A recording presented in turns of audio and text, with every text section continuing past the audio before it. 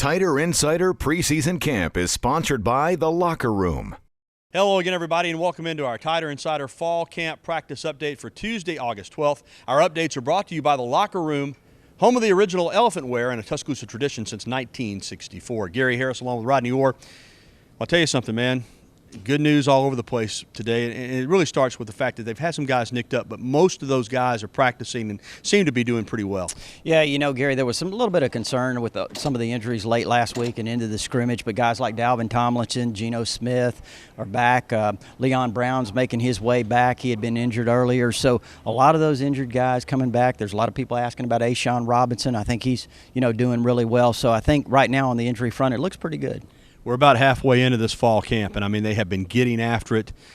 We have not obviously got to see an entire practice other than the fan day practice, but we've gotten some good viewing periods. In your mind, and I know Coach Saban would never do this, but you're not Coach Saban, compare this fall camp, what you've seen of it, maybe to the last 3 or 4 that you've seen. Yeah, I think the really interesting thing about this team is when you look at it closely, a lot of the teams of the past few years, Gary, have been really experienced. They've had a lot of talented guys that have had experience. This team's a little bit different. I think when you look at the team where it is now, I think there's a lot of really, really outstanding young talent. I think that maybe the young talent's possibly as good as it's ever been. Wow. But again, it's inexperienced, it's young talent. There are a lot of question marks on this team. You're talking about even starting out at the quarterback spot. I mean, there's certainly some question marks there because you don't have any experience at all. But, you look at some of the other guys on the defensive line, I think there's a lot of talent there. There's some young linebackers, Reggie Ragland and Reuben Foster, for example, Sean Dion Hamilton.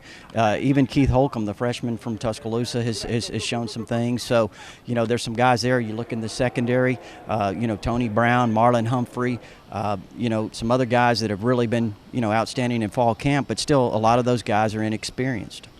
People continue to dissect these quarterbacks and talk about who can make plays and who can't, so forth and so on. But Coach Saban always says, and the most important thing playing quarterback at Alabama is taking care of the ball, managing the turnovers, doing the little things. So maybe that's what people should be focusing on rather than who has the strongest arm and who can throw it down the field and all that stuff. Well, I think when you look at Alabama right now offensively, first of all, you want to have a strong offensive line. That goes without question. But if those guys can really control the line of scrimmage, you have the running game with those running backs that can be lethal. I mean, T.J. Yeldon, Kenyon Drake, Derrick Henry, certainly that could be a very potent, not to mention Justin Fowler, could be certainly a very potent running game. So you kind of take pressure off your quarterback and you don't put so much on him, at least early.